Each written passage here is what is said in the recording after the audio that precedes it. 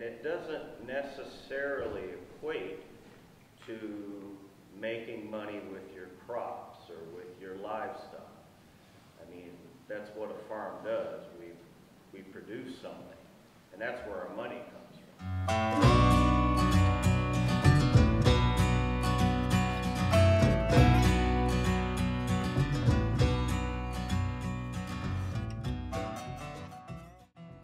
So, my goal with the device that I've got is to create a precursor to what is organic carbon and look at ways of improving soil health and thereby increasing yields in what we are doing. And I've been gathering data for close to 2 years in New England, at my family's farm in Missouri, at other sites. We are actively marketing and selling the device. But I thought I would just explain a little bit about it. Pretty clearly, you drill a hole, and I'll demonstrate that out in the field.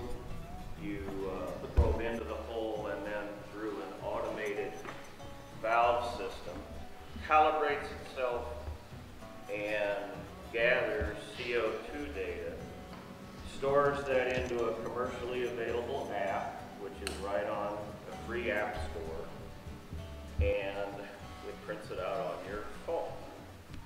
And then you can email that to yourself, email it to me. I provide complete consulting with every farm. And the main goal here is to gather more and more information so that I can support some of the basic theories that we have arrived at, which the biggest one is that large grasses, corn, sorghum, a variety of sedan grasses, etc., do a better job of putting CO2 into the soil. And one of the interesting things we've seen is by managing the amount of till, the type of winter cover, the rotation between pasture land, legumes, beans, large grasses, small grasses, the amount of CO2 in the soil can be increased.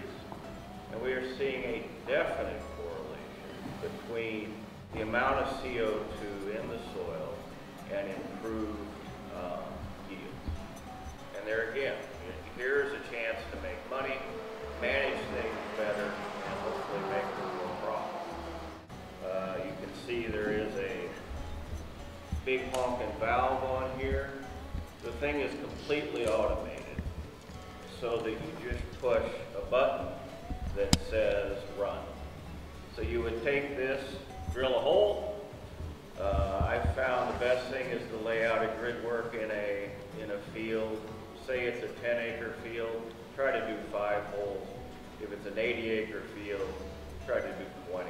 Somewhere along that kind of a ratio. And essentially map out the CO2 levels at those different parts of the field. It's interesting to go into a waterway. It's interesting to go into an area that wasn't tilled recently because it was swampy and now is dry. So this, like I mentioned, is a commercially available app. It reads it right out there and then enables you to email it so you don't lose the data right there. I designed it to be rugged. It's designed to fall off the back of a truck. The lower part can be run over by a truck. I'm envisioning that this would be handled by farm kids driving it around on a quad. It's just not that tough to use and doesn't require a lot of strength or ability. More immediately, we can see how tilling practices over one season and another, typically 2 seasons, can increase yield based on what we're increasing in CO2. Now obviously that has a limit. I have found that with the tall grasses going from 1,200 parts per million CO2 in a pasture environment to about 800 parts per million in a first-year legume, can result in about 4,000 parts per million in first-year corn and about 9,000 in second-year corn, with the second-year corn having an increase in yield of about 40%. And like I said, I would love to send a few of these home with you to gather some more data for us. I think it's valuable for all of us. There are some articles being written, and I've had some introductions to soil health people that I think, as the years go by, I think we might see more and more of this type of